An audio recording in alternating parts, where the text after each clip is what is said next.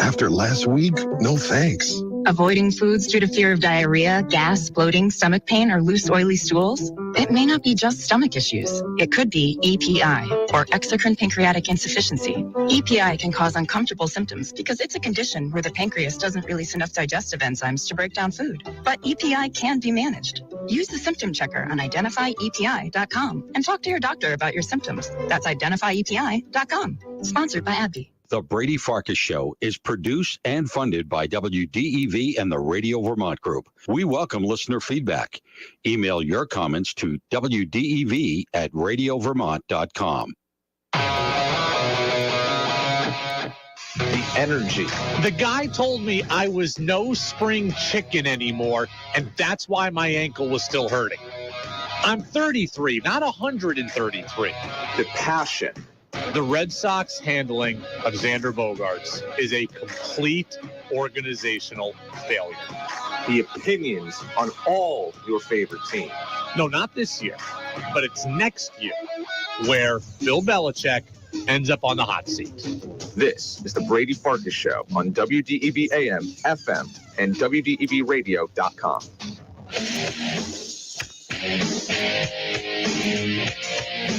What's up, everybody? Happy Friday here on the Brady Farkas Show on WDEV AM and FM and WDEVradio.com. We go up until 6:45 today. High school basketball, boys hoops, Lake Region at Lamoille.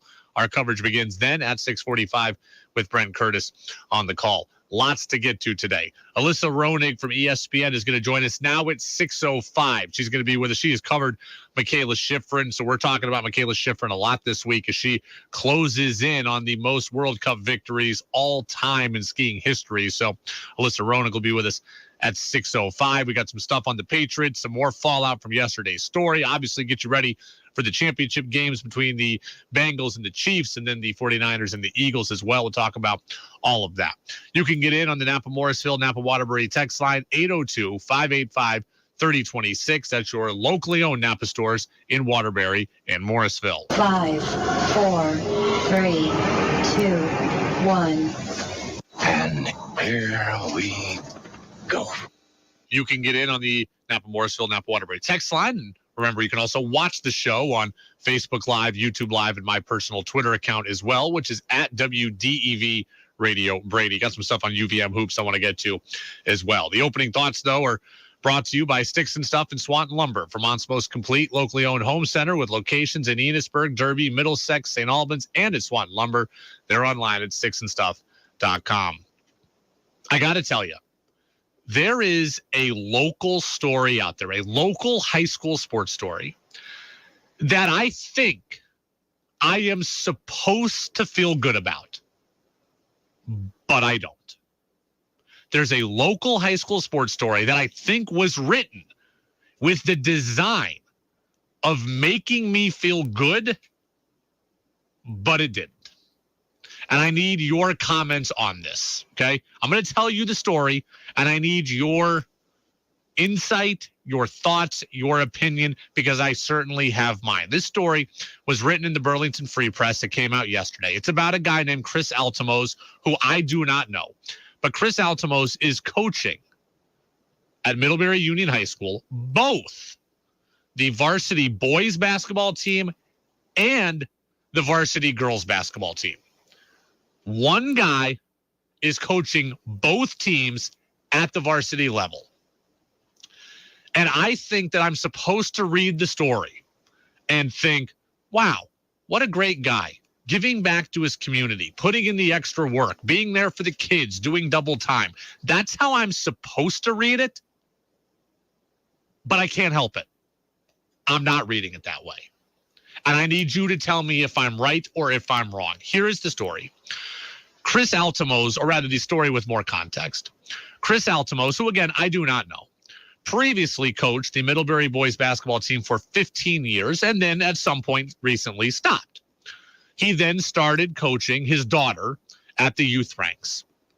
And so he came back and at some point within the last few years has started coaching the Middlebury girls team, right? He's coaching his daughter on the girls team. And now he wants to get back on the boys' side And the reason is that he's got his daughter who's outgoing, and then he's got his son who's in 8th grade and is soon going to be in high school. So he wants to coach the daughter now, who I believe to be a senior, and then he wants to prep himself to be able to coach the son. So that's why he wants both jobs, right? This is not like the school threw both jobs on him. This is not like he's picking up the pieces for someone who left. He wants both jobs. He wants to coach the daughter and her friends who he'd coach coming up now, and then he wants to be in place to coach the son and his friends who he has coached previously when they get there. So he wants both jobs, right? This is not like the school is overworking him. He is doing this to himself. Now, he also, according to the Free Press story, has said this is only a 1-year deal. Presumably, he's going to get rid of the girl's job because his daughter's going to be leaving the program, and then he wants the boy's job because that's when his son is entering. So that's kind of where we're at. He wants both jobs so that he can be around his kids. That's very, very apparent. He told the Burlington Free Press in the story that he knows that it's selfish on his part, but he wants a chance to have a connection with both kids, see all their games, and have a connection with groups that he has coached when they've been in the youth circuit. I got to say, I don't love this story. I do not love this story. I think that I am supposed to think that this is some heroic act where a guy is coaching both teams and navigating a tough schedule and the bond between a father and his kids. That's how I'm supposed to think about it. But I don't read it that way, and I'm sorry if that makes me a bad guy. You can tell me if that makes me a bad guy. I'm sorry that it does. But you know what I read when I read this story? The first thing that comes to mind, he's got both jobs. Who is he preventing from getting one of those jobs? That's the very first thing that I read. Who wants to coach one of these varsity programs that can't because he's occupying both slots? That was my very first thought. I think the narrative is supposed to be this guy's doing awesome work. My first thought is, who doesn't have a job that they want and covet because he's got both of them? Right? Look, when I was a sophomore in high school, the varsity coach stepped down, right? Like summer going into sophomore year. There was an arms race to get that job. The JV coach wanted it. The freshman coach wanted it.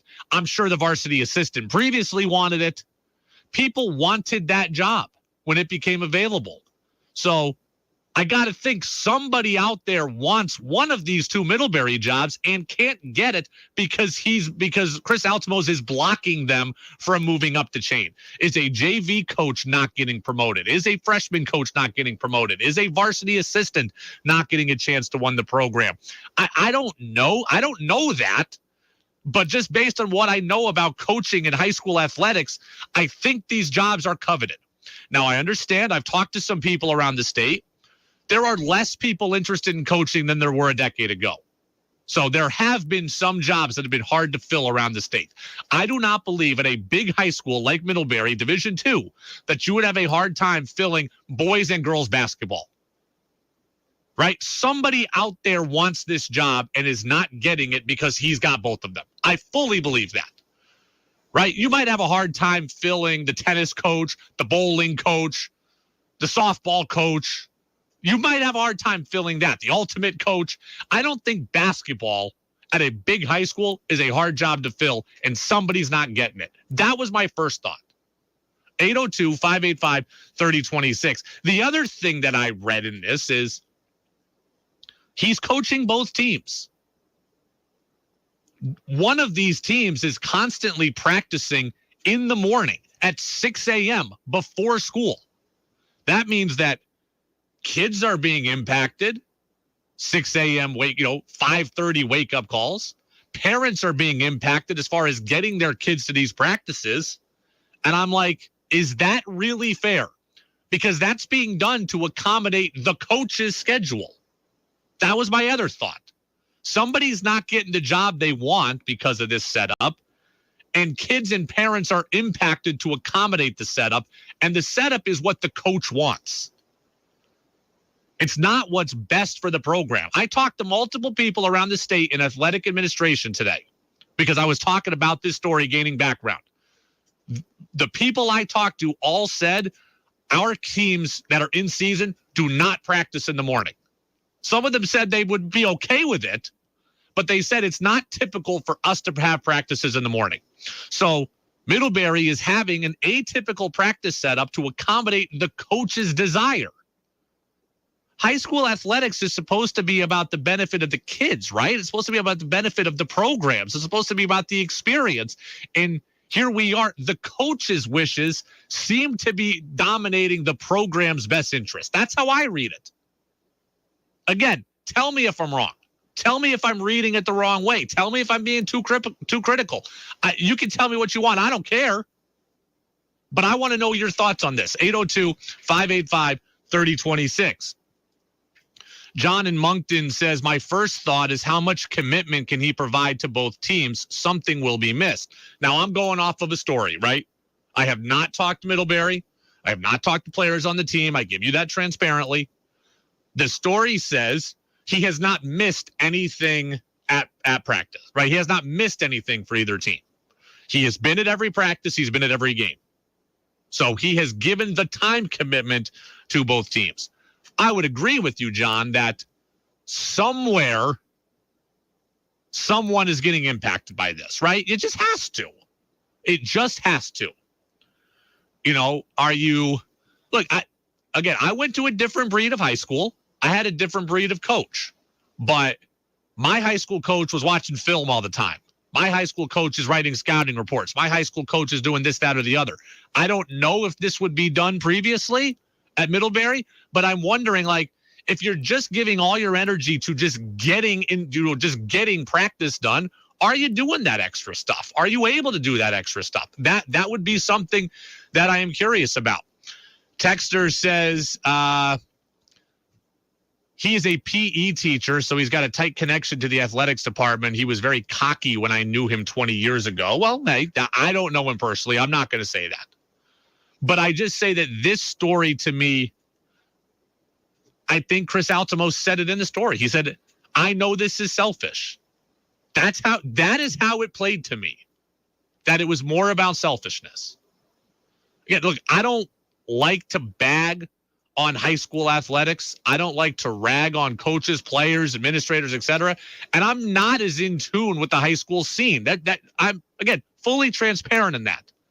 I have no problem telling you my thoughts on UVM. One, they're college athletes. And two, I know what's going on. And I watch those games and I pick up things and I know the personalities, etc. So that I have full conviction in what I'm saying there.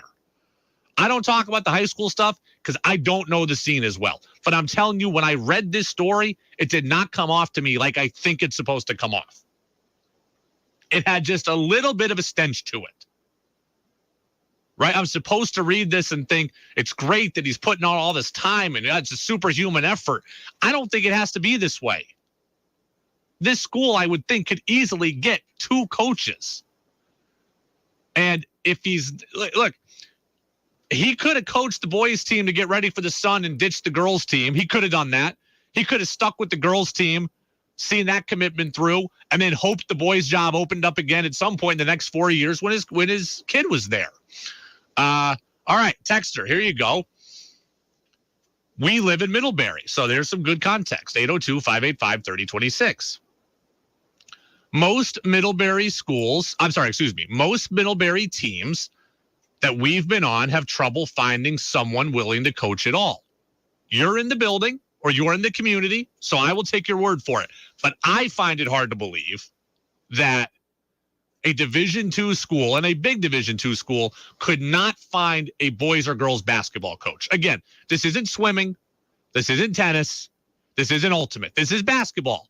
When we talk about football, basketball, baseball, and hockey, I would think that in most places around the state, those jobs could be filled. That is just my opinion and my experience. But again, this says most Middlebury teams have trouble finding someone to coach. I find it hard to believe that happens in your core 4 sports. Maybe it does, but I read it. I looked at it sideways like, really? No one else could coach? Texter says, as far as we are aware, The early practices are because the gym is being repaired and they have to use gyms at other schools until it's done. That's a good point. The story did mention gym issues at Middlebury High School. So I do imagine there's a bit of a Russian roulette trying to get everybody's schedule. That said, if the coach was not the coach of both teams, you might be able to find time slots that work for everybody. But that is a good point. I will acknowledge that. 6 a.m. practices might not solely be because of his schedule. In part, it could also be because of facilities issues. That is a fair counterpoint from that texter. Thank you.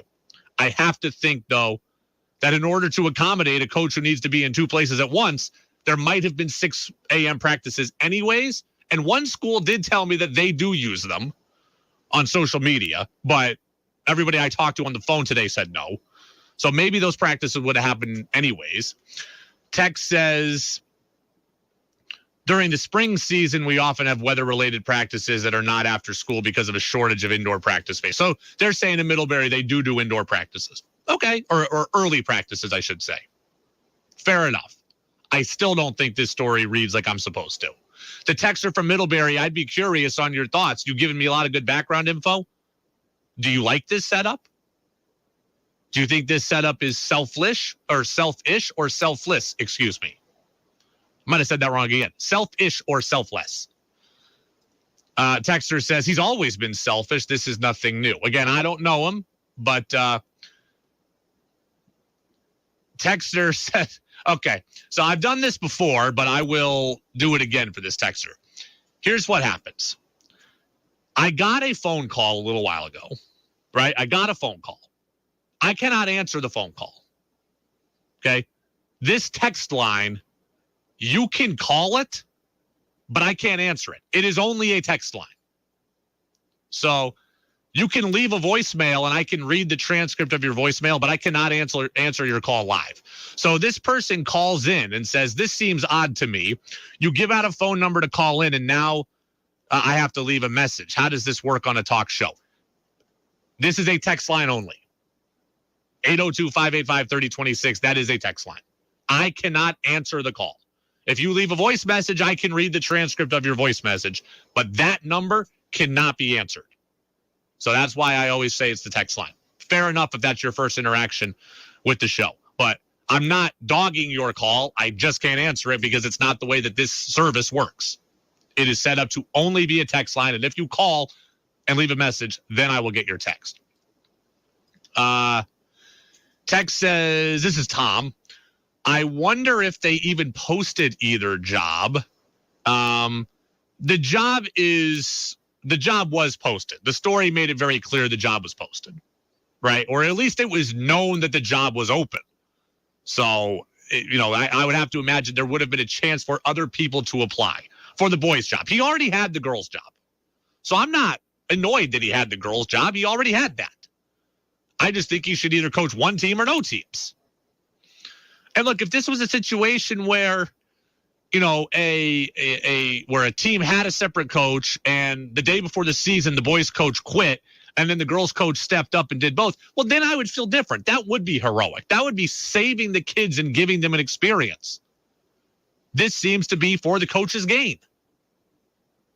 802-585-3026 is the Napa Morrisville and Napa Waterbury text line. Again, 802-585-3026. I'm interested more in your thoughts on this. Selfish or selfless? Texter says the girls' job will be open next year, so what's the big deal? Fair question. The show is today. The show is not next year, right? I mean, the Patriots will play again next year, so what's the difference in rehashing last year? The show is today. This story came out yesterday. I read it last night. I'm bringing it to the show today. It's an interesting conversation point. If there is a parent out there who has a kid in high school sports, how would you feel about having your kid's coach pulling double duty? How would you feel about having to have 6 a.m. practices? How would you feel about, having to alter your schedule? I mean, that's a fair question. Texter says, I think finding coaches is getting harder. Lazy athletes who skip practice or don't put the time in. Parents complain to coaches. This drove my father from coaching basketball for 15 years. That's fair. And I heard that sentiment from someone I spoke to in administration today. They did say it's harder to find coaches now. I just don't think it would be that hard to find a basketball coach at Middlebury. Texter says, I think you're more upset with the Middlebury athletic committees than you are with the coach.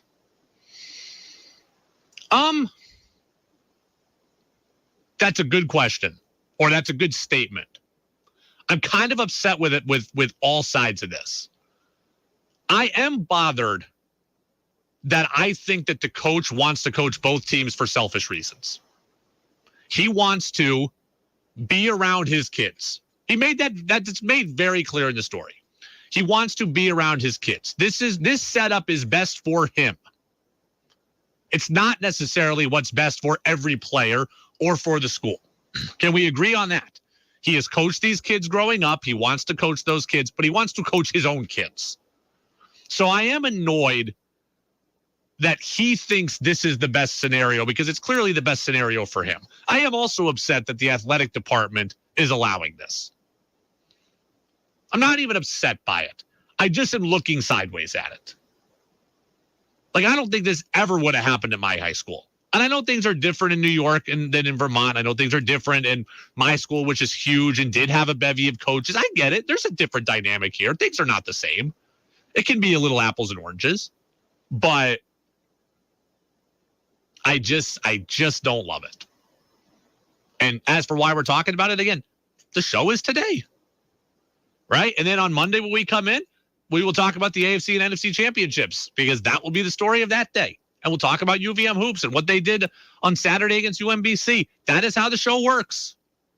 Whatever's in the news at that time that's relevant, we will talk about.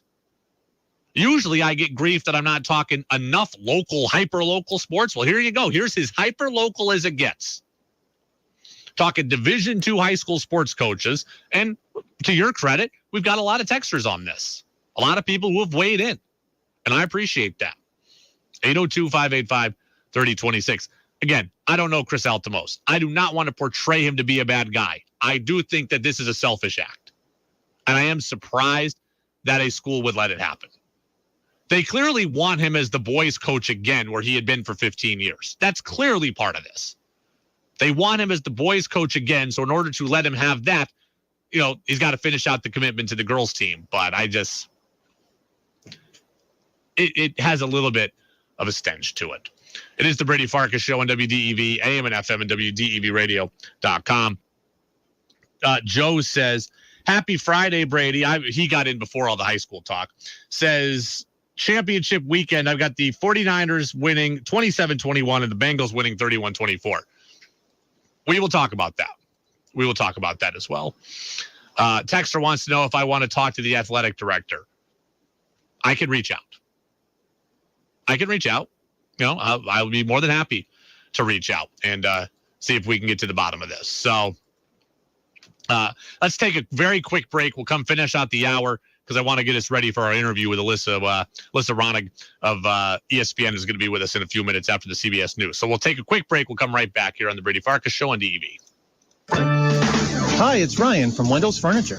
Let's make your home more comfortable and cozy with big savings from Wendell's and Flex Steel. Hi, it's Joe from Wendell's. Have you ever noticed that poorly made furniture can be pretty uncomfortable?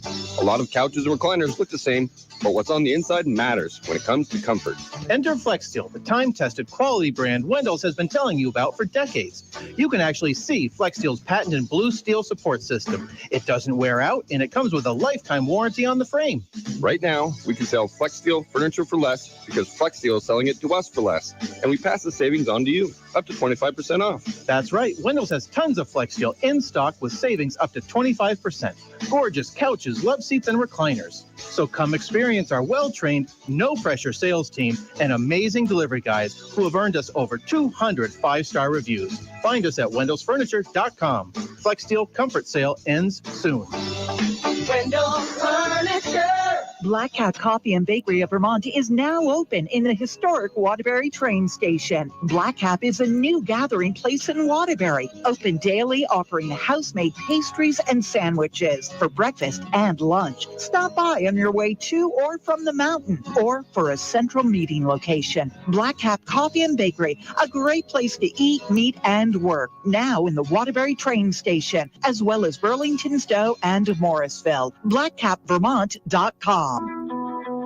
Winter in Vermont can seem idyllic, but for those struggling to heat their homes and feed their families, it can be cold and long. Once again, the Radio Vermont Group is partnering with Capstone Community Action to help our neighbors in need, and we're asking for your help. Media coverage is underwritten in part by Richard J. Wabi Jewelers, celebrating 50 years in downtown Barrie. Waterbury Sports, North Central Vermont's leader in outdoor gear, Main Street, Waterbury. Union Mutual Insurance. Find an agent near you at unionmutual.com. And Stowe Street Emporium, a unique gift and accessory store in historic downtown Waterbury. The Radio Vermont Group urges you to help fuel your neighbors this winter. Go to fuelyourneighbors.org to donate today. Even the smallest donation can help. Sunday night on WDEV, we delve into the news of the week. Join us at 6 p.m. for Face the Nation, followed by The Takeout with Major Garrett. Then award-winning 60 Minutes follows at 8 p.m. Then it's business analyst Jill Schlesinger, offering personal financial advice on retirement and investing during Jill on Money from 9 to 11. It's all capped off with CBS Weekend Roundup from 11 to midnight. Sunday nights on WDEV AM and FM, streaming at WDEVradio.com. Make your opinion heard by texting onto the Brady Farkas Show at 802-585-3026. Now it's back to the Brady Farkas Show on WDEV AM, FM, and WDEVradio.com. All right, just a couple of minutes left. I think I broke it literally at the worst time. We don't have time to get into anything real substantial here before the CBS News update. We will have our interview with Alyssa Roenigk of ESPN talking about Mikaela Shiffrin at about 6:05. But I want to answer kind of the text again I got about the phone call situation. I want to take you all inside the WDEV studios. For a lot of you that haven't been here, you don't know what it looks like. So I shouldn't just assume that you all know the deal here. So here's where we're at right now. I am staring at the computer. I am running all the buttons, right? All the buttons that get pressed are coming from me. Commercials, sound bites, etc. There is the main WDEV phone number right next to me, right? 244-1777, the number we give out all day on Vermont Viewpoint and Travels with Charlie and all our other shows, right? That phone is right next to me. You can call that phone and it will ring. I will not answer it, right? I will not answer a phone when I don't know who's calling, right? That's just, I will not take cold calls. Because if I say, hey, talk to me about Middlebury, the minute I do that and I answer that phone and somebody wants to talk about the Patriots, somebody wants to talk about the Red Sox, somebody wants to talk about politics, somebody wants to tell me about what the weather is like, someone wants to ask what road conditions are, someone wants to know what's coming up later on the station. If I open up the phone and just start answering everything, then it's going to kind of derail the show. So I refuse to answer that number. The other people who work on the show are in other studios. So they're not able to answer the phone either because they're not in this room with me, and this is where the phone rings. So we developed the text line, right? 802-585-3026. It comes, the texts come in right to this computer, right? And it has an ability for you to call it, but the service does not allow you to answer it. So that's why this show is just a text-in show. Once in a very great while, I will open up the main phone line and answer it raw, but I do not like doing that. So the text line exists because I don't want to answer the phone calls cold. And you can call into the text line. I just won't be able to answer it, and you can leave a message, at which point I can read the transcript. So there's a little behind the scenes of the WDEV studio. The people who work on this show are in different rooms from me. I can see them. They're behind transparent glass. They're just not in the room with me, so they can't answer the phone either. So that's the deal. All right. CBS News update is coming next. We'll get back on track here. Mikaela Shiffrin conversation will continue. We've done a lot of it this week. Alyssa Roenigk of ESPN knows Mikaela Shiffrin, wrote a great story on her. We'll get her perspective on the almost near record holder in skiing. That's next on DEV. This is WDEV, Vermont's news station, owned and operated by the Radio Vermont Group. From the top of Sugarbush, 96.1 FM, WDEV Warren and Waitsfield, 96.5 W243 Barrie, 98.3 W252 CU Montpelier, along with our founding station, AM 550 WDEV Waterbury Montpelier, streaming at WDEVradio.com. 91 years of serving Vermont, the friendly pioneer, WDEV. This is CBS News on the Hour, sponsored by Liberty Mutual Insurance. I'm Peter King in Orlando. Prosecutors say they'll release body cam video of Tyree Nichols' violent and ultimately deadly arrest later tonight. The 5 arresting officers have been fired. They're now charged with Nichols' death. Reporter Chris Fox is in Memphis. Rodney Wells, Tyree Nichols' stepfather, said he's satisfied with the police response that led to the quick firing and second-degree murder charges against the 5 officers accused in Tyree's death. More importantly, we want peace. We do not want any type of uproar. Nichols' mother, Rovon Wells, said she's brokenhearted and has not watched the video. But for me to find out that my son was calling my name and I was only feet away, but did not even hear him, you have no clue how I feel right now. Chris Fox for CBS News, Memphis. Law enforcement agencies around the country are on alert for protests they hope won't be violent. That includes Minneapolis, near where a white police officer was convicted of killing George Floyd nearly 3 years ago. WCCO's Rusty Ray. It's readying its emergency operations plan in the event of any disruptions if people choose to protest. That includes coordinating with all city and neighboring agencies and even having fencing ready to help support key infrastructure. Former House Speaker Nancy Pelosi says she won't watch the just released body cam video of the attack on her husband Paul last year. A judge says the man who pepper sprayed police officer Brian Sitnick during the Capitol insurrection should spend nearly 7 years in prison. CBS's Christopher Cruz is in Washington. Sitnick died of a stroke the day after the attack. His family had asked the judge to impose the harshest possible penalty. Prosecutors asked for a 7.5-year prison term for 32-year-old Julian Cater, who pleaded guilty last year to 2 counts of assaulting police. Former Vice President Mike Pence says he takes full responsibility for the classified documents found at his home. He blames a flurry of last-minute packing at the end of the Trump administration. While I was not aware that those classified documents were in our personal residence, let me be clear. Those classified documents should not have been in my personal residence. Mistakes were made. But Pence says that's no excuse. He says he and his attorneys are cooperating with investigators.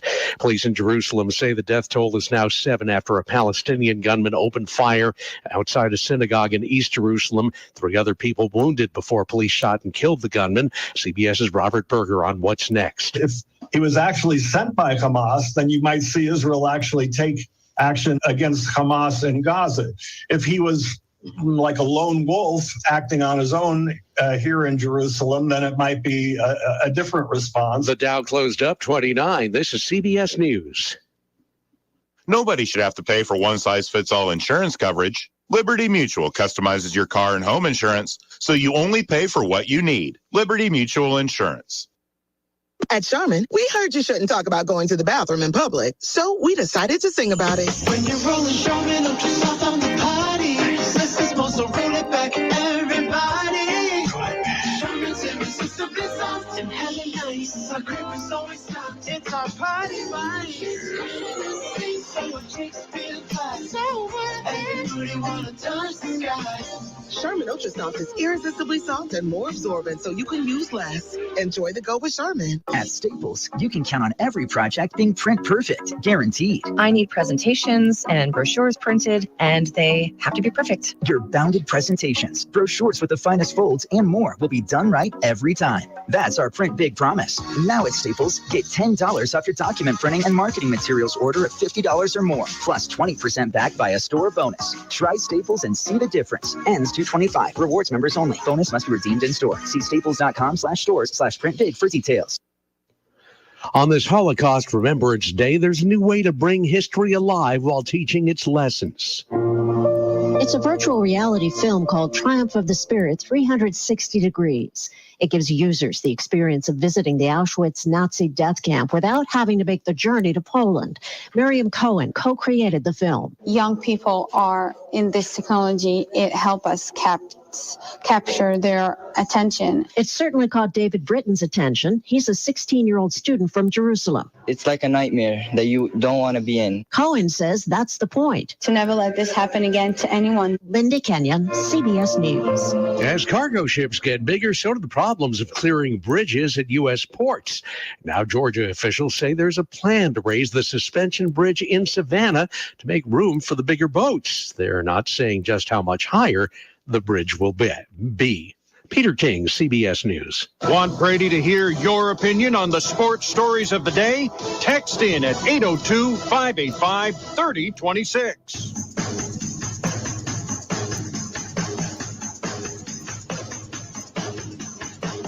Now it's back to the Brady Farkas Show on WDEV AM, FM, and WDEVradio.com.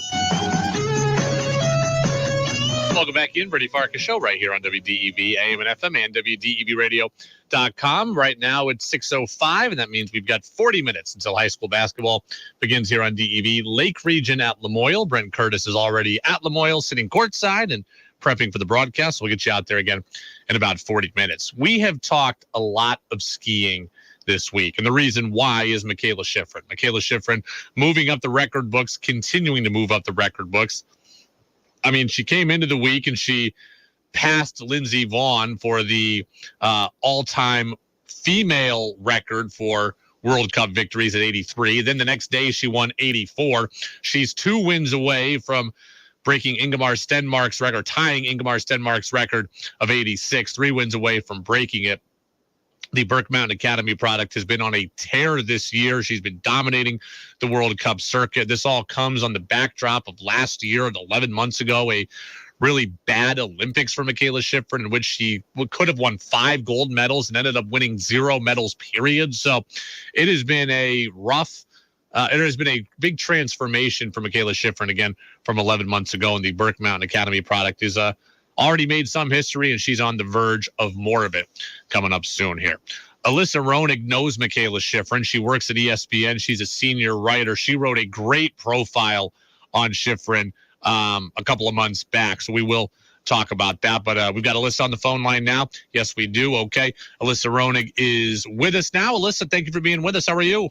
I'm good. Thank you so much. I'm also looking out the window at snow on the West Coast right now, so I'm happy to hear you guys have some of the white stuff too. Yeah, we finally do. It's been a long drought, but here we are. You wrote an expansive profile on Mikaela Shiffrin last May, which was really fascinating. We're going to get to that momentarily, but just in general, as a fan of sport and as a fan of skiing yourself, just how impressed are you by what Mikaela Shiffrin is doing this World Cup season and then subsequently throughout her whole career? It's pretty remarkable. Oh, it's remarkable. I mean, there are so many levels at which what she's doing is incredible. We actually have a piece that'll come out. We're getting it ready for when she does become the greatest at 87 wins. And you're right. I mean, we're hoping it takes a little bit of time, but yeah, I mean, I think early February is the first chance she'll have at that 87th win, or mid-February, excuse me. And you know, one of the things is about how she's done it, right? I mean, she's won in all 6 disciplines. No one has done that. The speed at which she's done it, if you look at at her competitors, at the other top skiers on the men's and women's side, she's done it in 4 or 5 fewer years. If you look at, you know, the way she dominates, you know, she's rarely, you know, when she wins, she's usually winning after the first run. I mean, she's just, and when you compare her across sports, when she's gotten to that number 84, so much faster than other athletes as we look across sports. I mean, she is that argument as the most dominant athlete of all time. And she has, you know, she said probably 4 more years left. So, you know, I saw that Ingemar Stenmark said he believes she's going to get to 100. I think that's very, very, very possible if you look at the pace at which she's winning. And, and then if you look at what she's done from a human perspective, to have gone through what she's gone through since 2019, losing her father, going through the pandemic, she's having back injuries. And then, to pick herself up after the Olympics performance and, come right back, win a downhill race, win the overall, and do what she's doing now. I mean, she is a case study for sure. And she's just a remarkable human being while doing all of that. And I mean, she truly is the definition of a superstar. And look, despite living in Vermont now for 7 years, I am not a skier, but I know who Mikaela Shiffrin is and follow Mikaela Shiffrin and root for her. And I can't name more than 10 skiers at all, in the world. And, there is a Serena Williams, Tiger Woods kind of effect with her where people who are not fans of the sport know who she is and root for her. And I hope that now, because there's so much attention around what she's doing this season and this month, that's going to be even more true, that she's going to have more star power, that, she is, to me, the kind of athlete, just like a Serena Williams, who I want my nieces to have posters of on their walls, because she's an incredible role model as an athlete and as a person. And so I wish her all the attention and sponsors and fans. And yeah, she is. She's an incredible superstar. She's an incredible role model. And for women's sports, for the sport of skiing, absolutely. Yeah, just how important is her star to the sport of skiing? I mean, I remember growing up Peekaboo Street, Bodie Miller. There have been famous skiers. There have been famous American skiers that have catapulted the sport. What exactly is she doing for the sport, though? Because I imagine it's even bigger than what they did. Well, I think it's really important. I mean, we had Lindsey Vonn, we had the athletes you mentioned, Peekaboo, Bodie, and then Lindsey. And, now that they're not in the sport anymore, from a competitive standpoint, Mikaela is it, and the thing that she's also doing is you see how much it matters to her while she is competing and winning, to help develop that next. There's some other really great young American athletes. And, it is remarkable that when you think of alpine ski racing, the United States has never been the first place you think to, but yet here we are with the two greatest women of all time, soon to certainly be, the greatest skier of all time. And I think that matters. I think it gets more kids on skis. I think it gets more people interested in the sport. And, I think also, Mikaela is just such a different, when you look at someone like her and Lindsey, they're just such different people and different role models. And it's nice to see two people at the top of the sport who have different personalities and different people are fans of. If everyone was Bodie Miller or Peekaboo Street or Lindsey Vonn or Mikaela Shiffrin, it'd be hard for a wide swath of people to, sort of grab onto whoever their favorite skier is. And so I love how different they are. I love, she is a technical master. So for true, lovers of the sport of skiing, watching her ski is a thing of beauty. I mean, to think that she can win in a gnarly downhill race, but also she's this technical master in the slalom. There's just never been anyone like her. And it's very cool that we get to be around and watching this in real time. Alyssa Roenigk from ESPN with us. She's a senior writer, and she's here with us on the Brady Farkas Show on WDEV AM and FM and WDEVradio.com. I have interviewed Mikaela Shiffrin twice in my life, and probably not for the last 3 years or so. So I certainly do not know her well.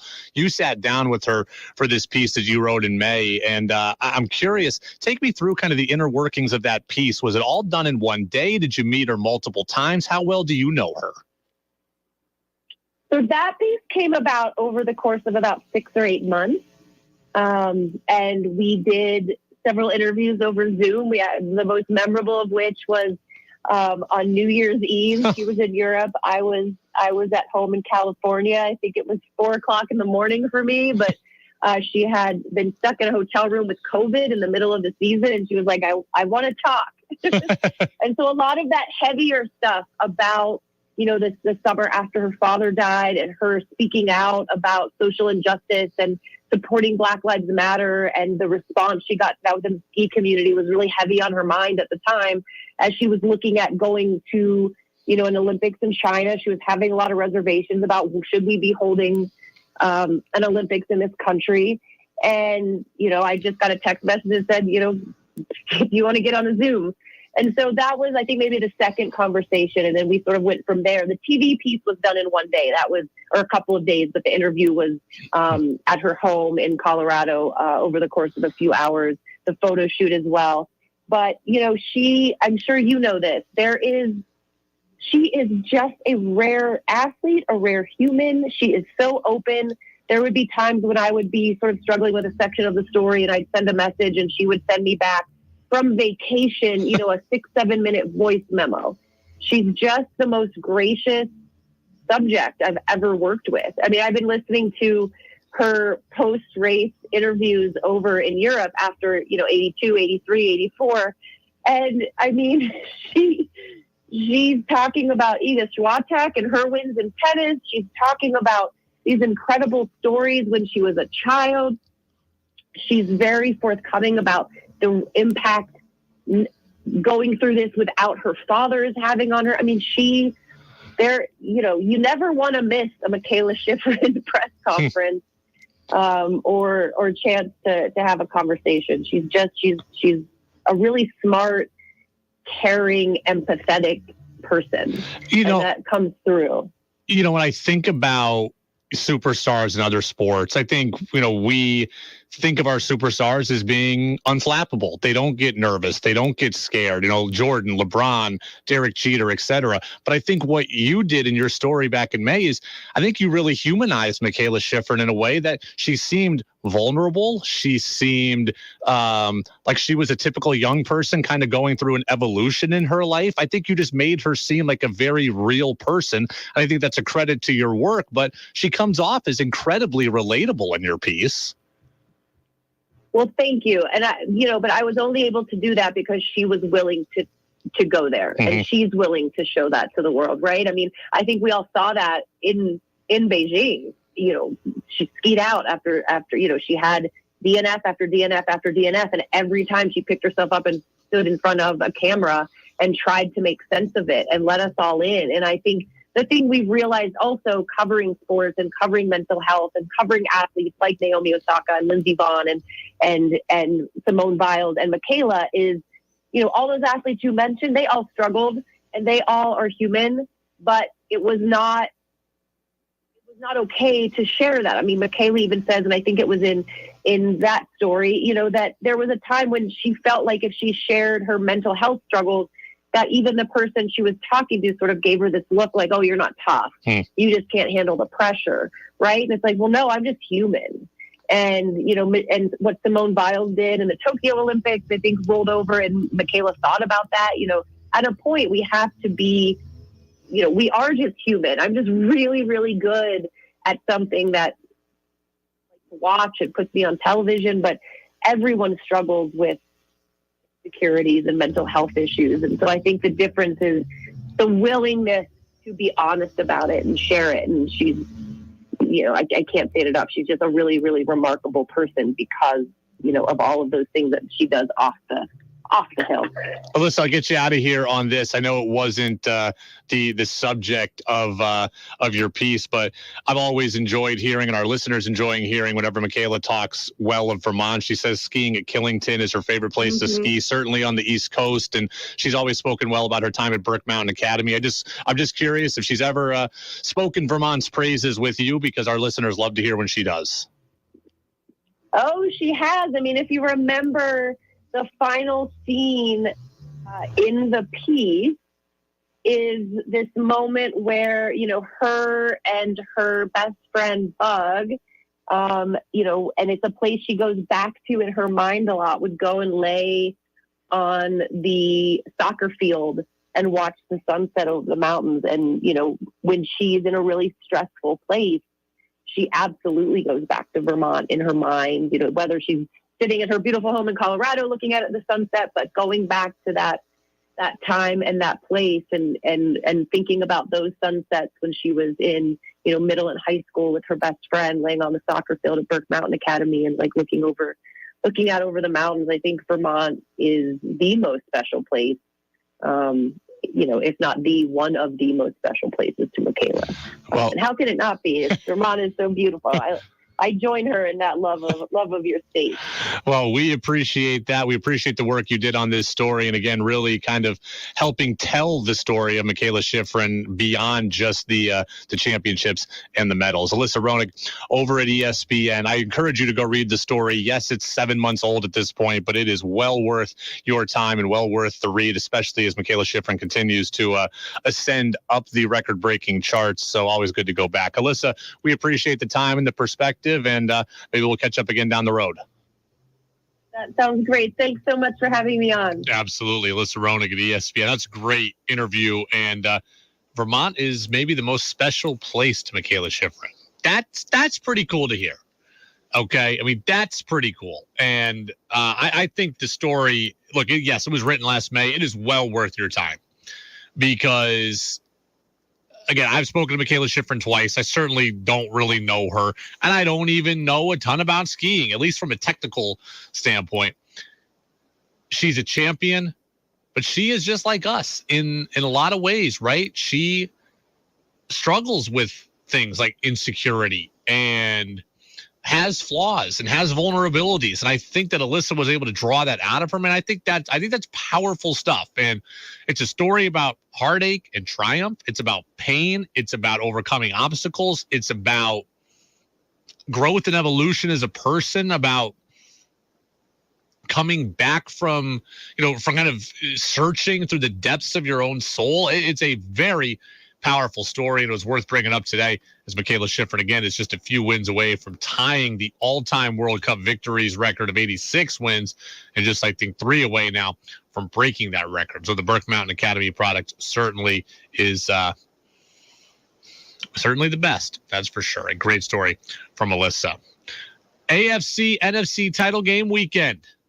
Can Joe Burrow win in Kansas City again? And can Joe Burrow become the face of the NFL? We'll talk about it all next on the Brady Farkas Show here on WDEV AM and FM. Hi, I'm Allison Calderera from Capstone Community Action. This year, making ends meet is especially hard for low-income families.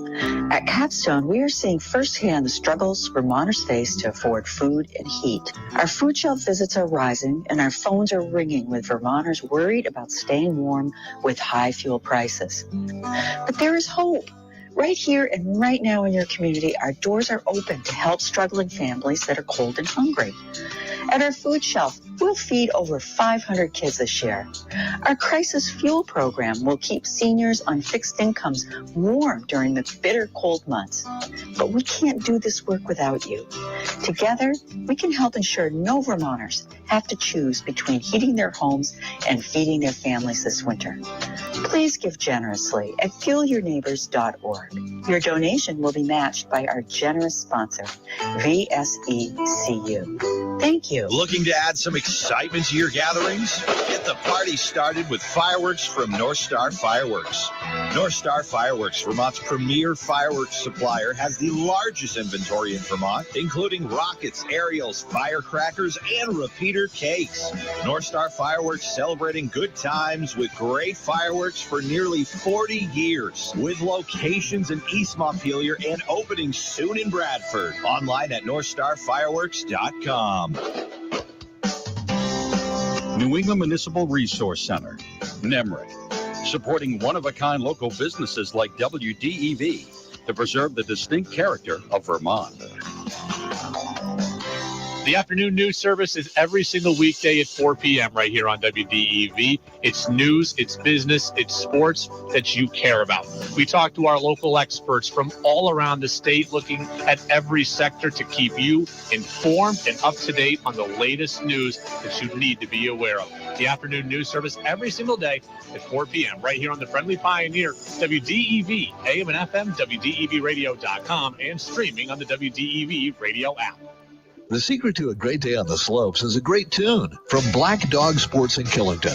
First, they evaluate the condition of the equipment, then move to the latest winter Steiger base preparation. Next comes the hand tuning by the staff at Black Dog Sports, including Dave Manning, one of the best in the U.S. He uses the highest quality waxes and techniques.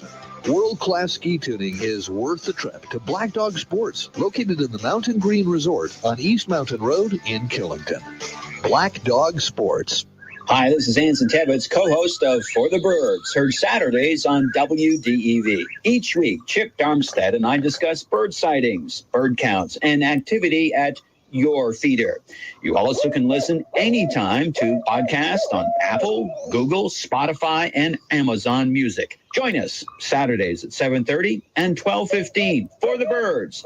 28 years on WDEV AM and FM and streaming at WDEVradio.com. The Brady Farkas Show now has an interactive text line, so reach out now at 802-585-3026.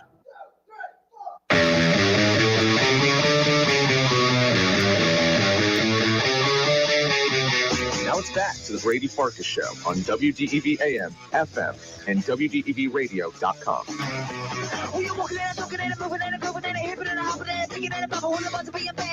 Welcome back in. Brady Farkas Show here on WDEV, AM and FM, and WDEVradio.com. High school basketball coming up about 20 minutes from now. Brent Curtis courtside for Lake Region at Lamoille. Peter in Williston says, very cool interview on Mikaela Shiffrin. The best part was when she said what Shiffrin learned about mental health issues and revealed the true humanity that exists within our athletes and competitors. I agree with that. And Alyssa was right, that at a time when Jordan was playing or when LeBron even was coming up, you weren't allowed to share your feelings like that. You weren't allowed to have vulnerabilities. You weren't allowed to let people in. You were seen as weak. And that has changed in society as a whole. But, just to hear kind of Alyssa's talk about how Mikaela Shiffrin went through that journey in her own head, I think that was powerful stuff. Powerful stuff about the best, getting to be the best, dealing with being the best, pressure, obstacles, pain, heartache, all of it. I thought it was really, really powerful. All right. I'm telling you right now, I think that the Bengals are going to go into Kansas City and win.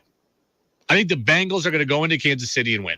I think that Joe Burrow and company are going to beat a gimpy Patrick Mahomes, a gimpy Travis Kelce and company. I got the Bengals winning 27-23, and then I got the Eagles winning 20-16.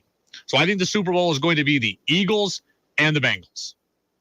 I got, again, 4-point victories for both teams. Cincy 27-23, Philly 20-16. I think that San Francisco's defense certainly keeps it close, but I think Brock Purdy this time isn't able to do enough to get a victory for his team. So that's where we're out of the predictions. I actually want to get your take on this, though. Usually these conversations bore me, but this one makes it interesting. So I don't love who's the best player. I don't love who's better debates, power rankings, hierarchies, quarterback tiers, all of that. I usually shy away from those talks. But the one talk that really does interest me in that same vein is face of the league conversation. And I will say this. I believe that Joe Burrow can become the face of the NFL. I do. I think that Joe Burrow can become the face of the NFL.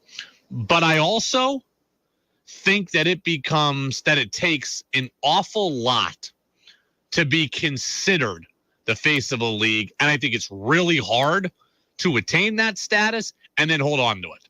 So I believe Burrow can get there, but I think it's really hard to get there and stay there. I guess I'll ask you all this question first. 802-585-3026. What do you think it takes to be the face of a league, of any league? What does it take to be the face of a league? For me, there are three things. And you have to have at least one of these three things. And by damn, you probably got to have at least two or all three. But you definitely have to have at least one. One, you have to be the best player in the league, unquestioned. And you have to do that for a certain period of time. Right? If you want to be the face of a league, you better be, one of the things you can be is the best player in the league for a period of years. Two, a whole lot of winning. And three, an unparalleled amount of swag. You just have to have a magnetism and a coolness factor. Those are the three ingredients to being the face of a league. You got to have one. You probably got to have two or three. So, to me, Burrow's already got one. He's got the coolness factor. Burrow has the it factor, right? A little bit of cockiness, a lot of confidence, good-looking guy, talks a good game, plays well, backs it up, just carries himself with his swagger. So Joe Burrow has the it factor. So he's got one of the things checked off. Now, I don't think Joe Burrow is going to be the best player in the league. I think every year we see something new and some flash in the pan. I don't think Burrow is going to be the best player in the league.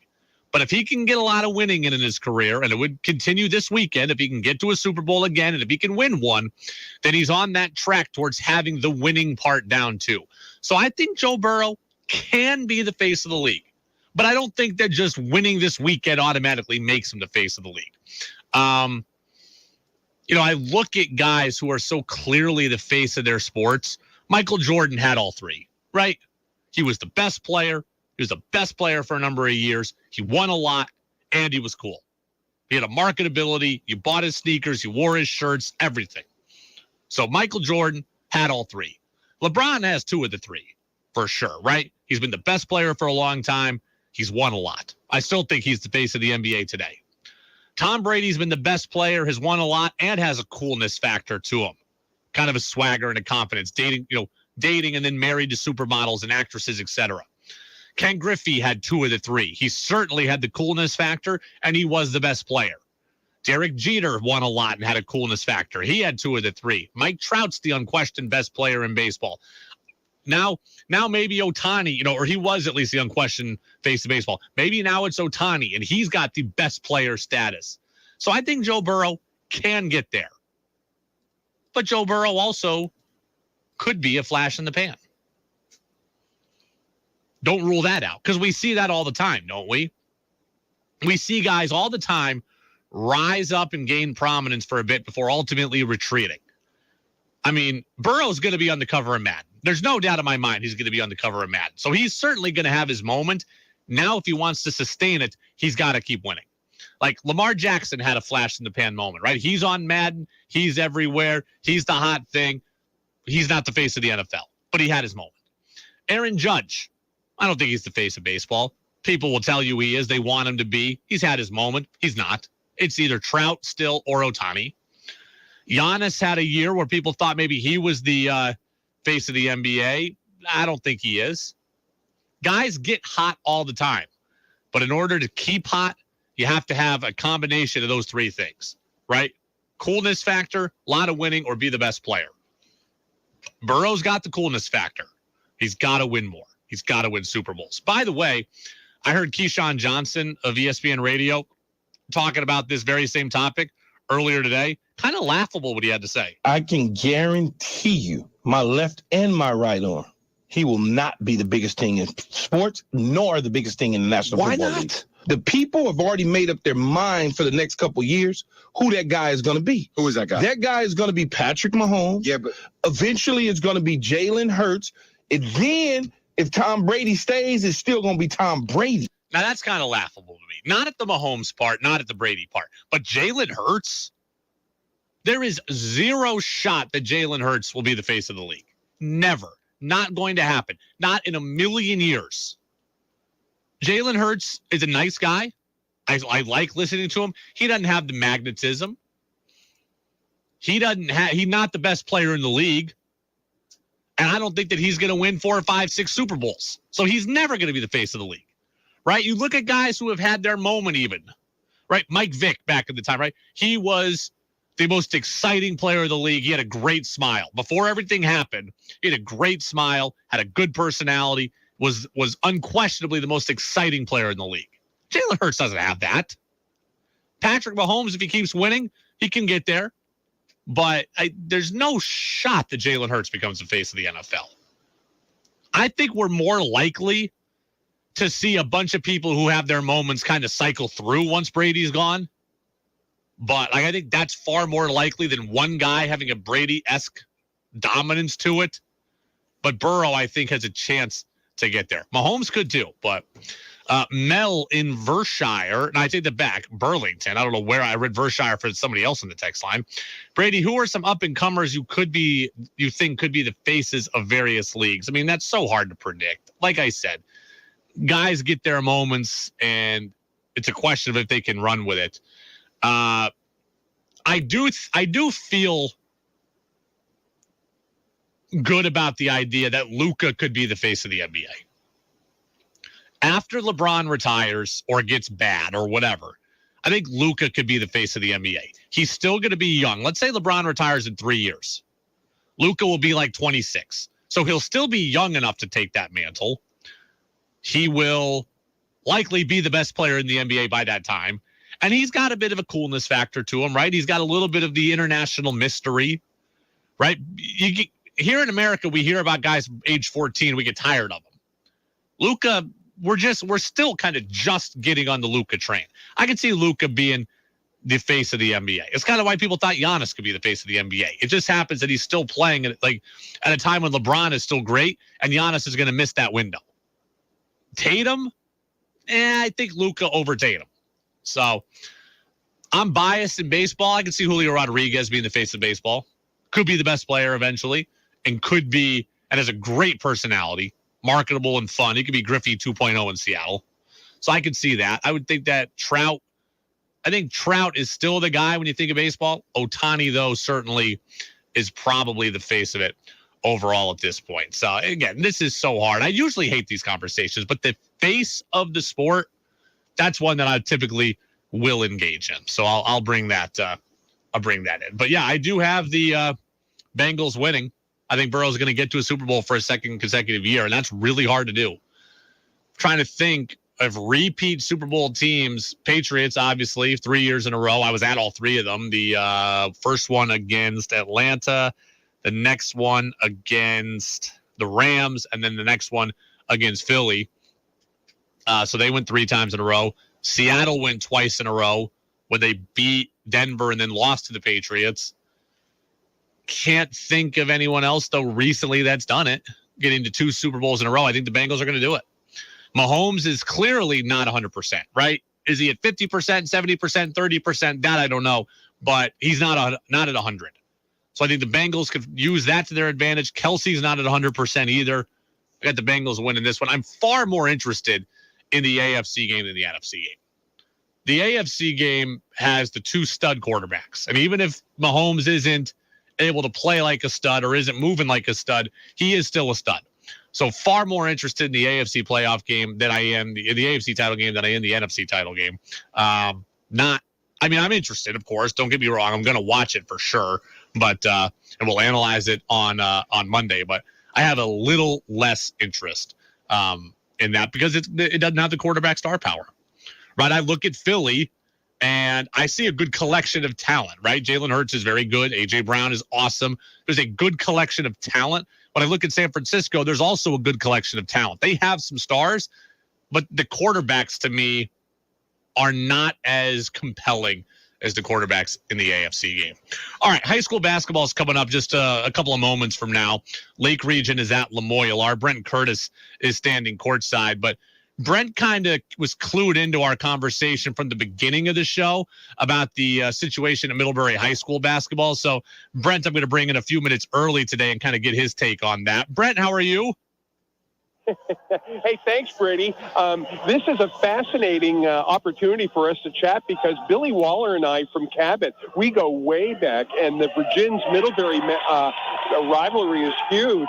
And I remember when Billy decided to do both boys and girls, and I'll tell you, he was one guy who was glad when it was over. Yeah. And when you look at the Middlebury situation, I knew he had talked to Billy about it, and we're talking about all around the state in terms of coaches and athletic directors. And, you know, the idea that he is already in the school system is a big plus because his day is centered around PE, and the students are all around him. That is a huge plus. So from there, okay, go ahead. I was going to say, here's my read on the story, and here's how I started off the show. the story was written in the Free Press, and I think I'm made to believe that this is some Herculean effort, and it's a great thing, and he's giving back to the community, et cetera. That's how I think I'm led to think of the story. But I walked away from it not feeling that way. It feels a little selfish to me, Brent, in that he wants to coach both teams so he can coach his kids. And I don't know that that's in the best interest of the other athletes or of the school at large. There's 6 a.m. practices to help accommodate this. There's, not necessarily the time to put into both teams equally in terms of preparation and film watching, et cetera. It feels more selfish to me than heroic. And that was my take.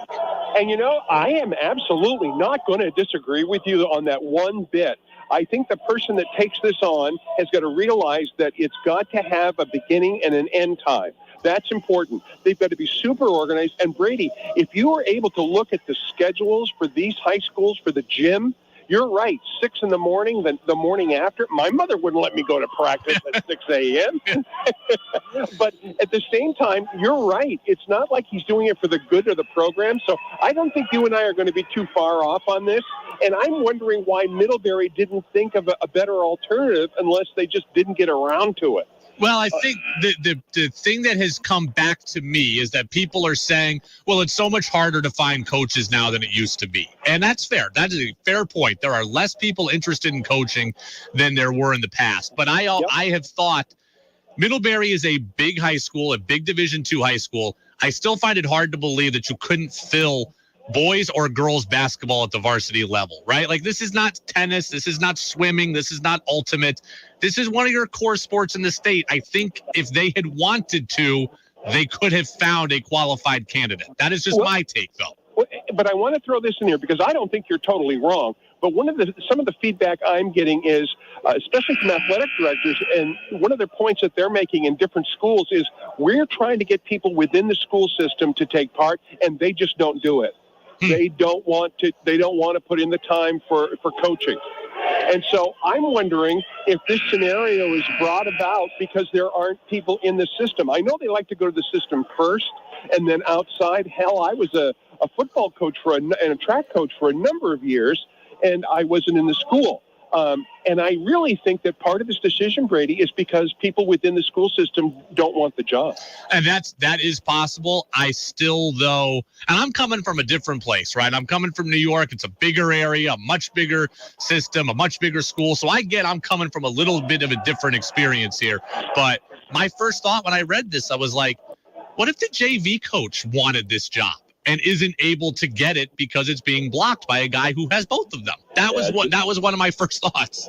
But you're not far off, and that's why I'm going to say to you, we don't know what was happening within the school system. We don't know whether the JV coach wanted it or not, and that was the part. I read the 7 Days article, and it was really interesting because they didn't take a side, but I got the feeling that they were sort of on the fence on it. Interesting. We've got our coverage slated to start here in a couple of moments. It sounds like the JV game is finishing up behind you. Where are we at in that one? Oh, we got about 2 minutes and 25 seconds left to go, and this crowd is so raucous because, holy Toledo, Lamoille has just gone on like a 25-point binge. So they're up 59-44 right now, and so that's the excitement from the gym, Brady. Well, certainly glad to hear that, and glad that we've got you locked down at Lamoille for tonight. Brent Curtis providing a little extra commentary with me on this Middlebury story. It is a fascinating one, and the text line, Brent, I wish you could see it. It's very split on this, so that's what makes for a good sports radio debate when everybody's split on it. So, Brady, it's a great topic. I'm so glad that you got a chance to talk about it tonight, and this isn't going to end because as the season goes on, something's going to happen and it's going to come to light again. Well, we'll see. Now, I will say you talk about it having a beginning and an end. This is the only year of the double duty. As I understand it, Chris Altomos is he's going to leave the girls' job because his daughter will be graduating. Right. So he will have fulfilled that commitment, and then he'll stick with the boys' job where his son will be entering the program. So this does have a one-year time limit on it, but still, it was worth talking about. Brent, I'm going to hit a commercial break here. We'll get you ready for your broadcast here in just a couple of moments. Thanks, Brady. Appreciate it. All right, there goes Brent Curtis again. Courtside, you hear from a raucous Lamoille Union High School. So that'll do it for us here on the Brady Farkas Show. Enjoy championship weekend. Go download the podcast, everybody. Apple Podcasts, Spotify, and WDEVradio.com. Our own Brent Curtis is next, and I'll see you again on Monday. We will have a Super Bowl set. I can't believe it. We were talking all the time we spent talking about training camp and OTAs and mini camp and all this and preseason football. And we're going to have a Super Bowl set. It feels like it. I feel like just yesterday we were getting ready for Patriots-Dolphins week 1. How far we've come in 20 weeks or whatever it is. Hard to believe it's been 4 months since then. All right. Have a great weekend, everybody. I will see you on Monday. We'll be back at it then, 5:30 until 7 on WDEV AM and FM. Support makes families grow stronger.